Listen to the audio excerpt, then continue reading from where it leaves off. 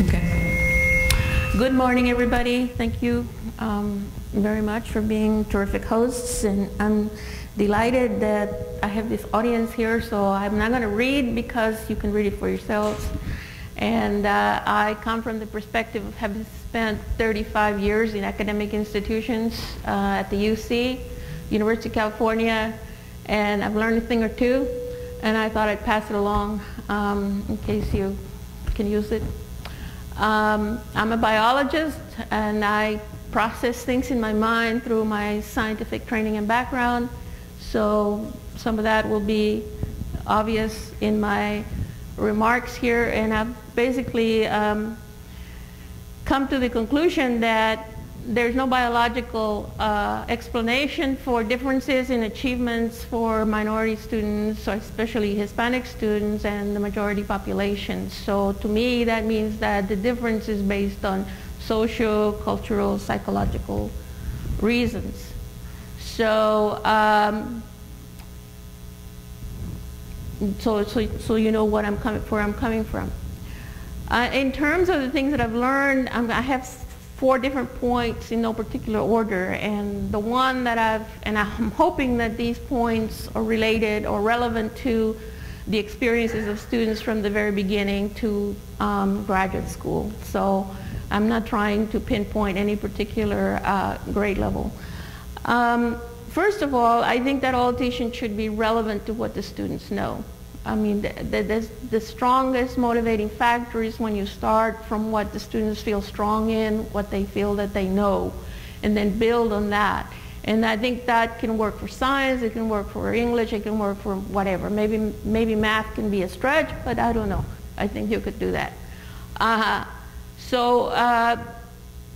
It's an empowerment for students to feel that they already have something that they know and that you can build on that.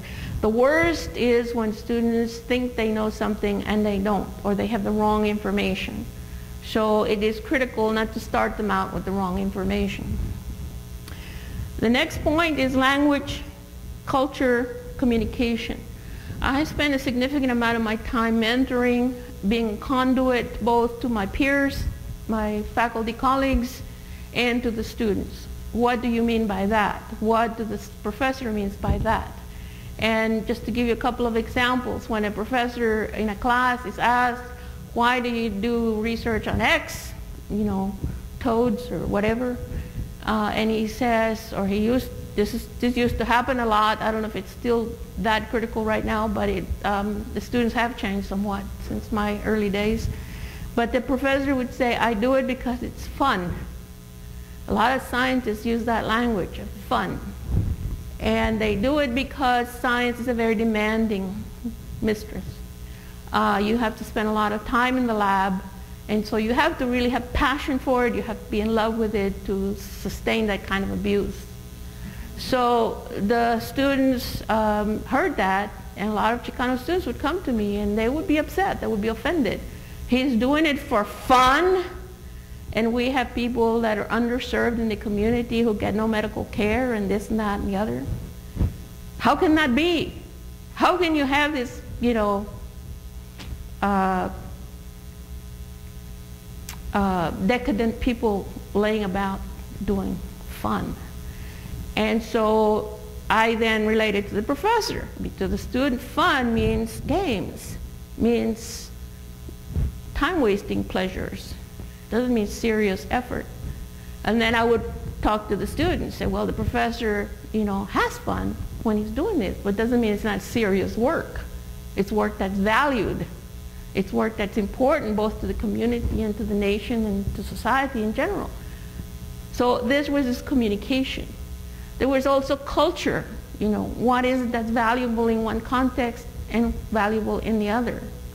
And you have to learn, help them bridge that cultural disconnect. Communication, again, at all levels. Students have to learn to communicate their feelings. I can't tell you how many times I had students in my office and I modeled conversations. What do you tell the professor about, you know, this, you know? So you're being belittled by a graduate student in the lab. So how should you start the conversation with your professor? You know, how do you deal with it? And what if he says this, or what if she says this, then you say that. And these were very valuable things for the students, because they had no experience of that. They had no experience of negotiation. Not that I'm a great negotiator, but I knew that you have to do it. You have to come up with some kind of skill about that. The other thing that I harp on a lot is rigor.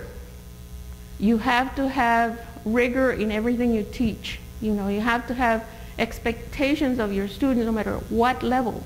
If you don't, you shaft them. You really shaft them. I had a student one time, freshman at UCLA.